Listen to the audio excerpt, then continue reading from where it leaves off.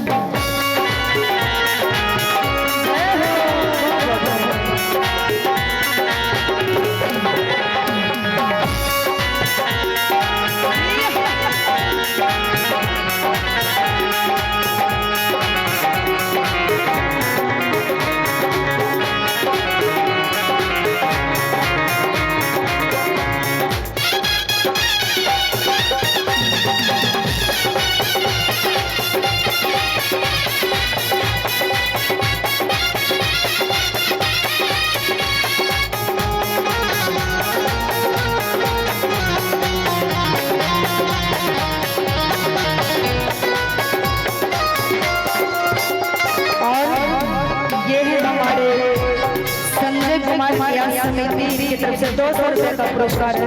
मैं उनको दिल से धन्यवाद करना चाहूँगी। और अगला लाइन है बड़ा ही प्यारा कि जोरा जोरा धोतिया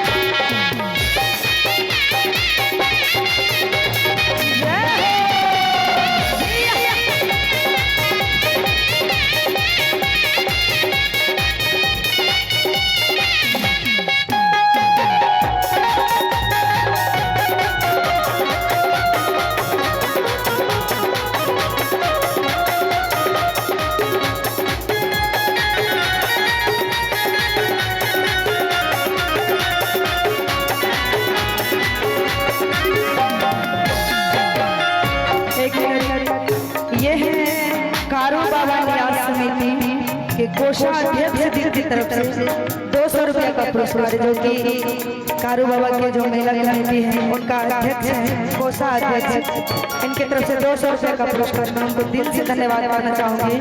और मैं कारू बाबा से निवेदन करना चाहूँगी कि उनको आप इसी तरह आशीर्वाद बनाए रखें ताकि फिर से हमें आपका मेला में आमंत्रित करें अगला बार भी, और आपका इसी तरह हम भजन गाते रहे और मेरे ऊपर भी आशीर्वाद बनाए रखें। अरे यार लाइन है बड़ा प्यारा कि जोरा जोरा जनवा